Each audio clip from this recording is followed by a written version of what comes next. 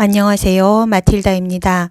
오늘도 이어서 하느님이시요 사람이신 그리스도의 시 읽어드리겠습니다.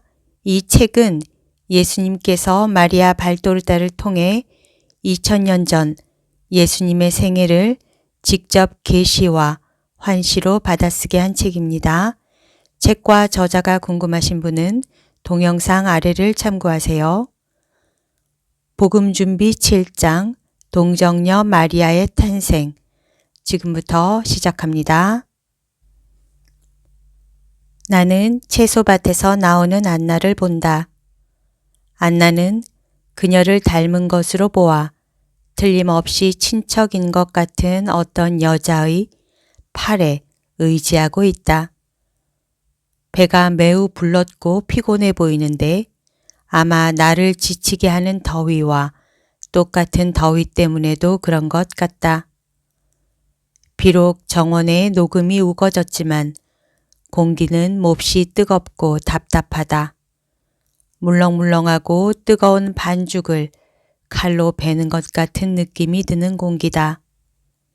공중에 떠다니는 먼지로 약간 흐릿하게 된 구름 한 점 없이 새파란 하늘 아래의 공기는 그토록 몹시 무겁다.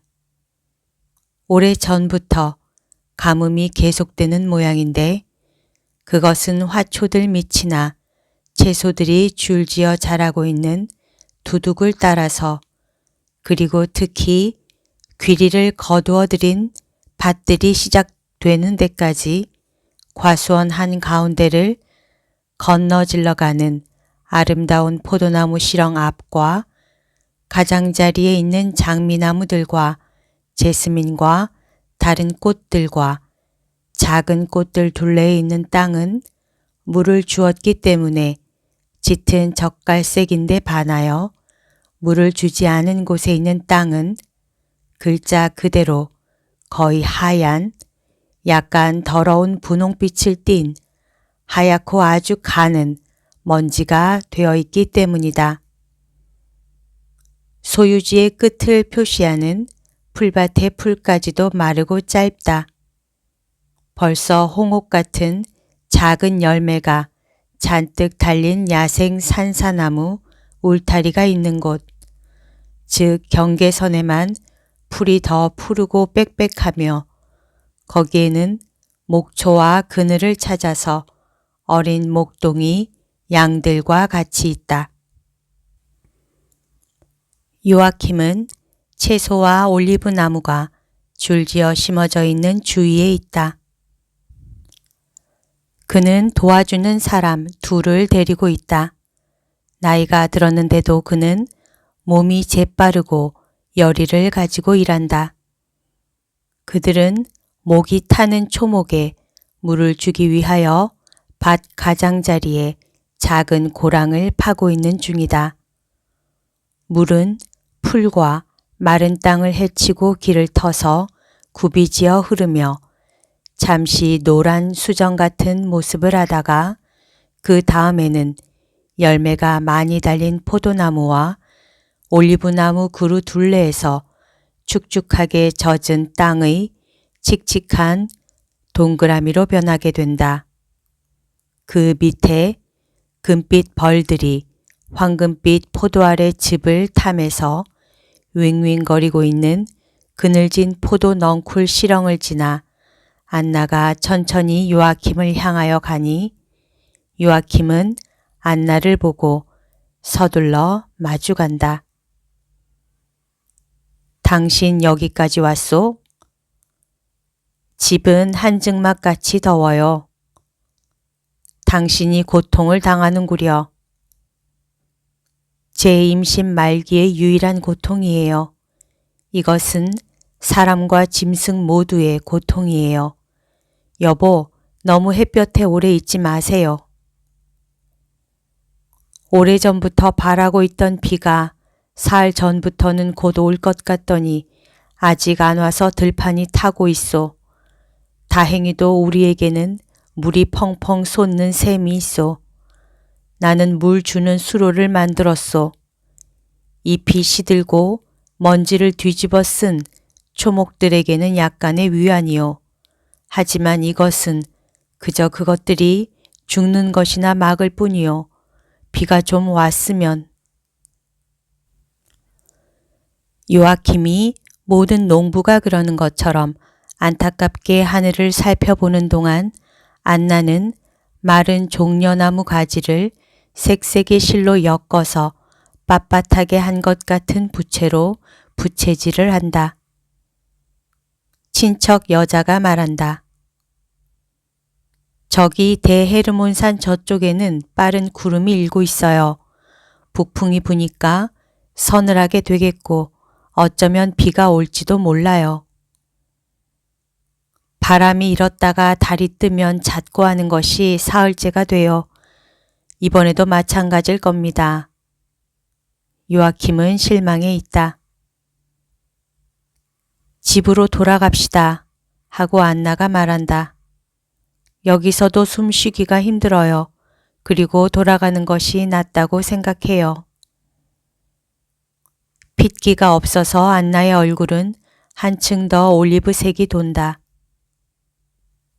몸이 불편하오? 아니요. 오히려 성전에서 은총을 받고 또 곧 임신하리라는 것을 알았을 때 느낀 커다란 평화를 느껴요. 이것은 탈혼과도 같아요. 육체는 기분 좋은 반수 상태에 빠져들어가는데 정신은 몹시 기뻐하고 평화롭게 가라앉아요. 이 평화에 인간적으로 비교할 만한 것은 아무것도 없어요. 여보, 저는 당신을 사랑했어요. 그리고 당신 집에 들어와서 나는 의로운 남자의 아내가 되었다 고 생각했을 때 저는 평화로운 감정을 느꼈어요. 그리고 당신이 용이 주도한 사랑으로 당신의 안나를 보살펴 주실 때도 마찬가지였어요. 그렇지만 제가 지금 느끼는 평화는 같지 않아요. 아시겠어요?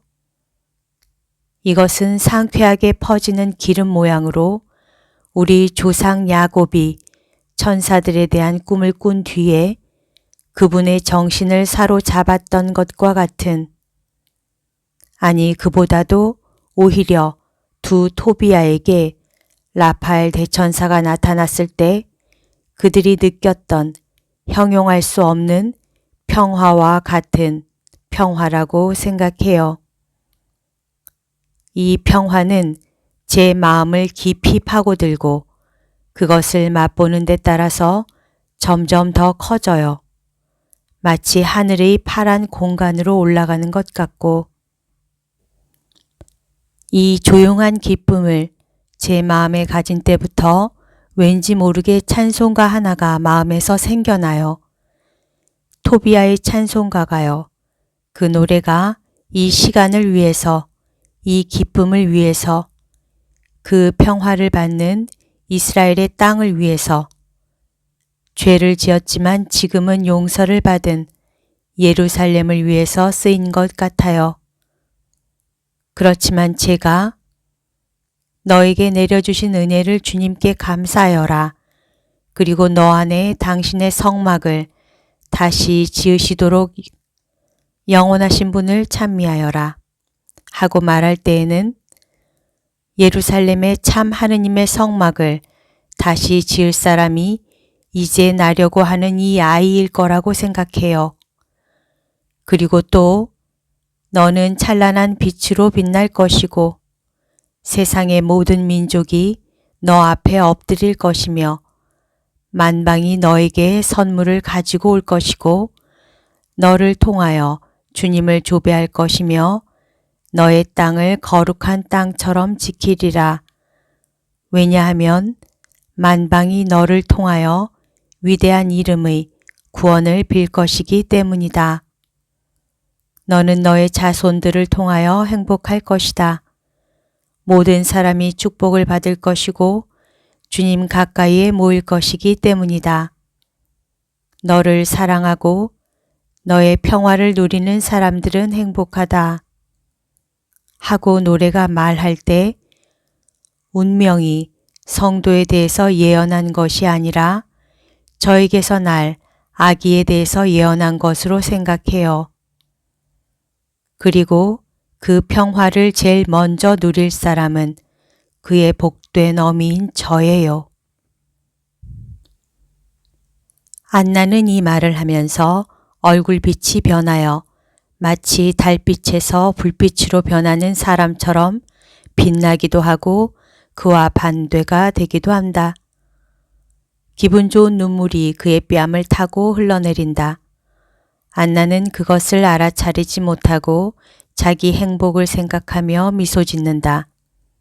그리고 줄곧 말을 하면서 남편과 친척 여자 사이에서 집을 향하여 가고 남편과 친척 여자는 감격에 사로잡혀 조용히 안나의 말을 듣는다.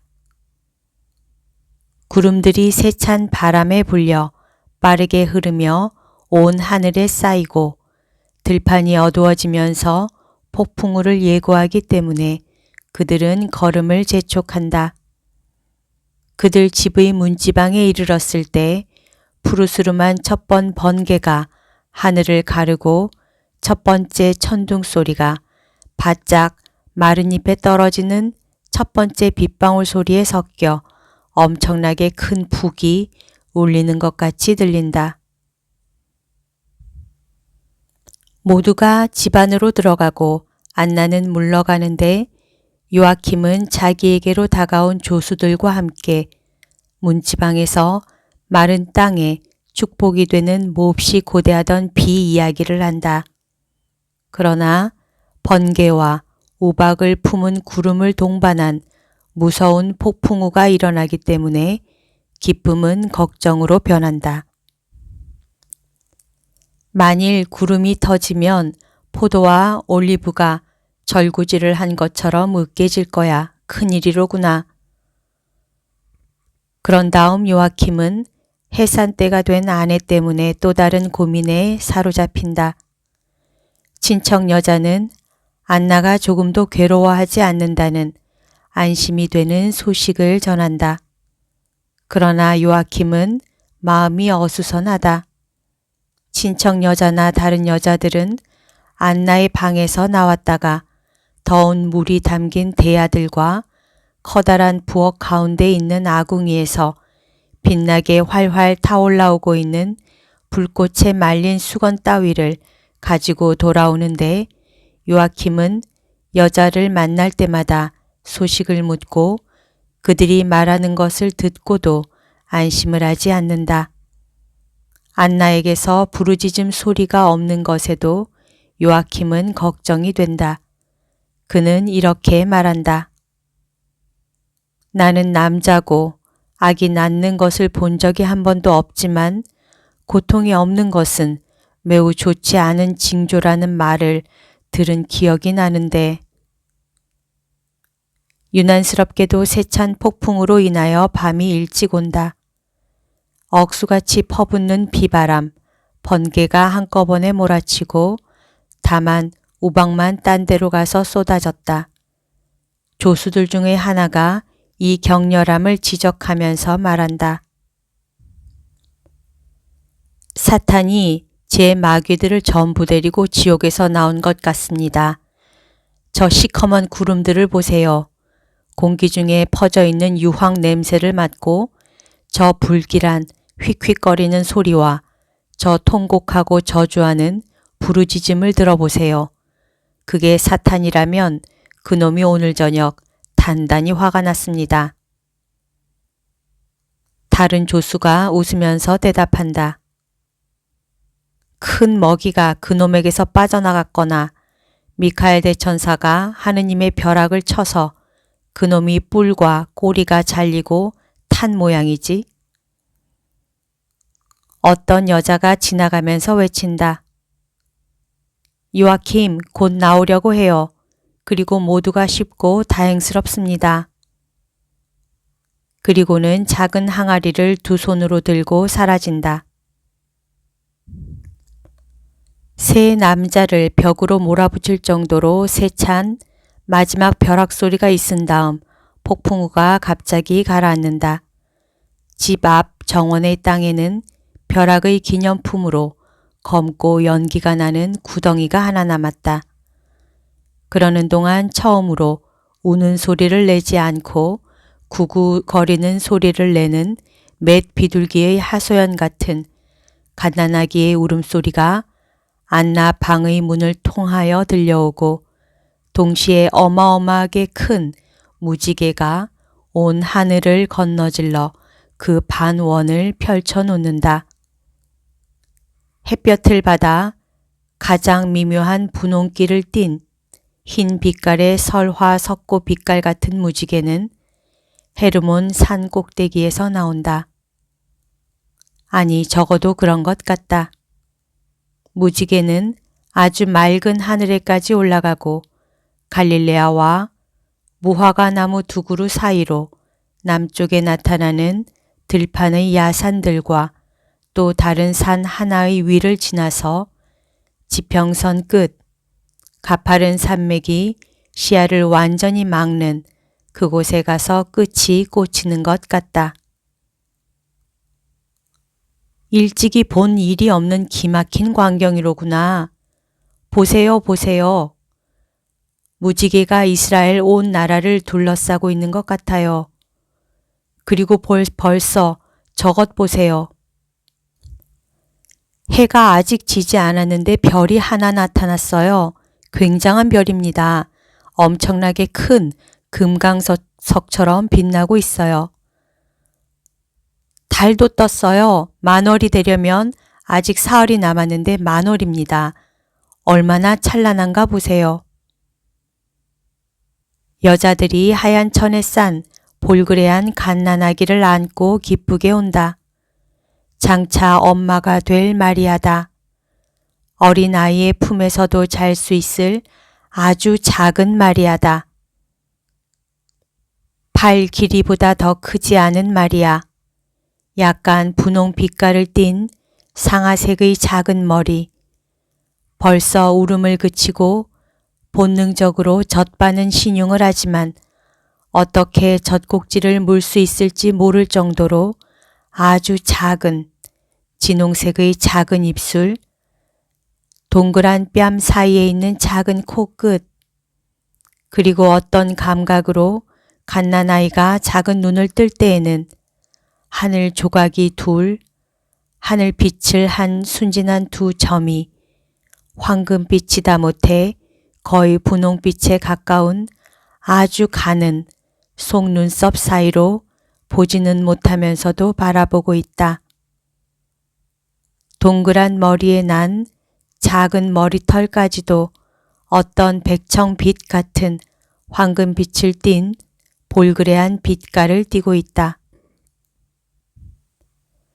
두 귀는 볼그레하고 투명하고 완전한 두 개의 작은 조갑이, 또 손은 허공에서 흔들리며 입 쪽으로 가는 저 두 개의 손, 지금은 주먹을 쥐어서 푸른 꽃받침 조각들을 쪼개고 그 엷은 분홍빛 비단결을 보여주는 두 개의 부드러운 장미꽃 봉오리 같으며 펴면 밝은 석류석 빛깔의 손톱 5이 있는 상아나 약간 분홍빛을 띤 설화 석고로 만든 두 개의 폐물 같다. 그 손이 그 많은 눈물을 어떻게 닦으려는지. 그리고 발은 어디에 있는가?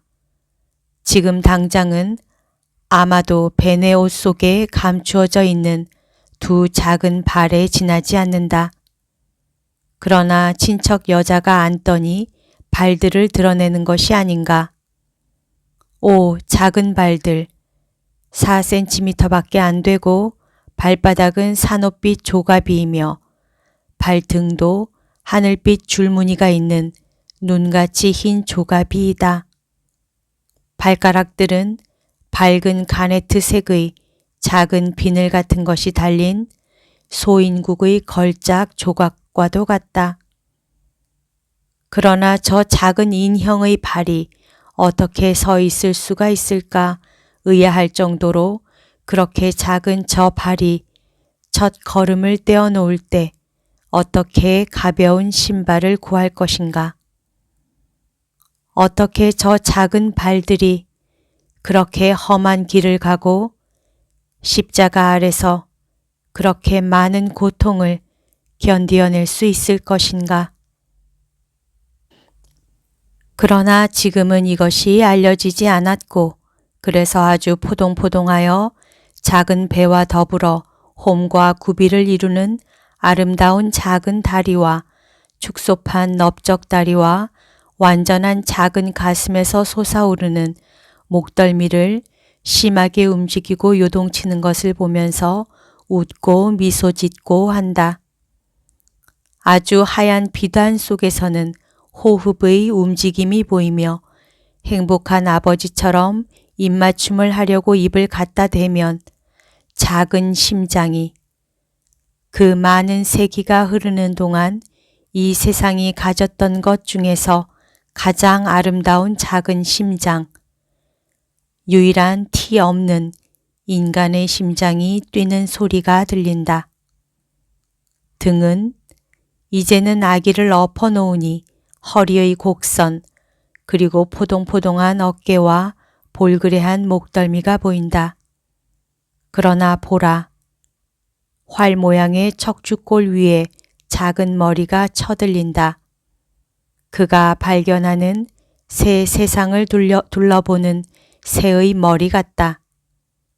갓난아기는 순수하고 순결한 자기를 이렇게 많은 사람의 눈에 보이는 것을 항의하는 듯이 결국 발가 벗은 것을 아무도 보지 못할 완전한 동정녀, 거룩하고 티 없는 자기를 이렇게 여러 사람에게 보이는 것을 항의하는 듯이 작은 소리를 지른다. 이 세상에서는 절대로 피지 않고 봉오리로 남아있으면서도 꽃보다 더 아름다울 꽃을 줄 백합 꽃봉오리를 덮고 또 덮어라. 천국에서야 비로소 삼위일체이신 하느님의 백합꽃이 그 꽃잎을 전부 피울 것이다. 저 위에는 이 순진함을 본의 아니게 더럽힐 수 있을 죄라는 먼지가 없기 때문이다. 저 위에서는 온 천국이 바라보는 가운데 지금 티 없는 마음속에 감추어 계시지만 몇 해 있지 않아 그 안에서 사실 뿐 아버지, 아들, 정배를 맞이해야 하겠기 때문이다. 이제는 갓난아기가 다시 포대기에 쌓여 그의 세상의 아버지 품에 안기는데 아버지를 닮았다. 물론 지금은 그렇지 않다. 지금은 아기가 인간의 희미한 윤곽에 지나지 않는다. 내 말은 아기가 여인이 되었을 때 아버지를 닮을 것이라는 말이다. 어머니는 도무지 닮지 않았다. 얼굴빛, 눈 빛깔, 또 지금은 희었지만 속눈썹이 보여주는 것처럼 틀림없이 금발이었을 머리털도 아버지를 닮았다. 얼굴 모습도 더 완전하고 또 여자이기 때문에 여자 중의 여자이기 때문에 더 섬세하지만 아버지를 닮았다. 미소와 눈길, 몸짓과 키도 아버지를 닮았다.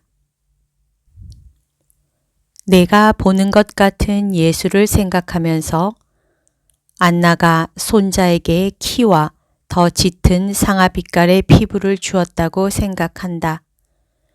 마리아는 훤칠하고 나긋나긋한 종려나무 같은 어머니의 늠름한 모습을 닮지 않고 아버지의 얌전함을 닮았다.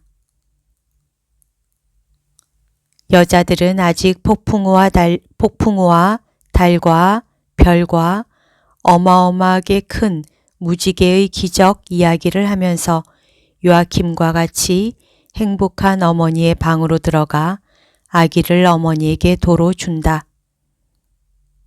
안나는 자기 생각에 미소를 짓는다. 아기는 별이에요 하고 안나가 말한다. 아기의 표는 하늘에 있어요. 마리아, 평화의 무지개. 마리아, 나의 별. 마리아, 빛나는 별. 마리아, 우리의 진주. 당신의 아기 이름을 마리아라고 하려오? 예, 별, 진주, 빛, 평화인 마리아예요. 그러나 그 이름은 고통도 가리키오. 이름이 아기에게 불행을 가져다 주지 않을까 염려되지 않소? 하느님께서 아기와 같이 계십니다. 아기는 있기 전부터 하느님께 바쳐졌어요. 하느님께서 아기를 당신 길로 인도하실 것이고 어떤 고통도 천국의 낙으로 변할 것입니다. 지금은 아가야, 너가 엄마 집에 있다. 온전히 하느님께 바쳐지기 전 아직 얼마 동안. 그리고 환상은 어머니가 된 안나와 그의 아이 마리아의 첫 번 잠으로 끝난다. 오늘은 여기까지 읽어드리겠습니다. 서로 사랑하는 하루 보내세요. 사랑합니다. 축복합니다.